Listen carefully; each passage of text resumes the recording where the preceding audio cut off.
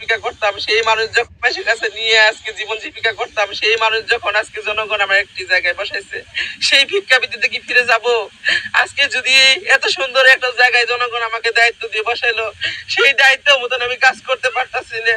সেই দায়িত্ব, সেই অধিকার আমার এই অধ্যাদেশ কেড়ে নিয়েছে। আমি নির্বাচিত সরকারের কাছে আবেদন করছি যেন আমাকে পুনর্বহাল করে আমার অধিকার ফিরিয়ে দে, আমাকে জনগণের সেবা করার সুযোগ করে দে। এটাই আমার সরকারের কাছে অনেক অনেক দাবি। সরকার ইচ্ছা করলে অনেক কিছু করতে পারে, কিন্তু সরকার যদি আমাদের অধিকার ফিরিয়ে না দেয়, আমরা যদি সেই ভিক্ষাবৃত্তি জগতে ফিরে যাই, এর জন্য রাষ্ট্র দায়ী থাকবে, এর জন্য সরকার দায়ী থাকবে, এর জন্য যারা আমাদেরকে অপসারণ করছে তারা দায়ী থাকবে। আমার দেওয়ানগঞ্জের জনগণ দায়ী থাকবে না, কারণ দেওয়ানগঞ্জের জনগণ আমাকে ভোট দিয়ে আমাকে তাদের আমার উপযুক্ত জায়গায় পৌঁছে দিয়েছে। আমি দেওয়ানগঞ্জবাসীর কাছে ঋণী, আমি দেশবাসীর কাছে ঋণী। আমার অধিকার আমি ফিরিয়ে চাই। আমার অধিকার যদি ফিরিয়ে না দেয়, আল্লাহর কাছে বিচার দিব। সেই কাল হাসর ময়দানে আল্লাহর কাছে তাদের হিসাব দিতে হবে, কারণ আমরা চুরি করে পার হয়নি, কারো উপরে ভর করে পার হয়নি, কোনো নেতা কর্মী করে হাত পাও ধরে পার হয়নি।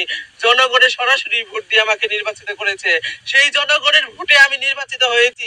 আজকে একটি অধ্যাদেশের কারণে আমাকে অপসারণ করা হয়েছে। এই অধ্যাদেশ যদি সরকার বাতিল না করে আমাকে যদি প্রজ্ঞাপন দিয়ে এই প্রজ্ঞাপনে অপসারণ করছে, এই প্রজ্ঞাপনে যদি আমার পদে পুনর্বহাল না করে, সরকার আল্লাহর কাছে হিসাব দিব। হে আল্লাহ তাআলার কাছে, রাব্বিল আলামিনের কাছে দুই হাতে কইতাছি, হে আল্লাহ তাআলা, যে জনগণ আমাকে ভোট দিয়ে আমাকে একটা জায়গায় নিয়ে গেছে, সেই ভোট যদি কেড়ে নেয়, আল্লাহ যারা কেড়ে নিবে তাদেরকে তুমি কখনো শান্তি দিও না, কখনো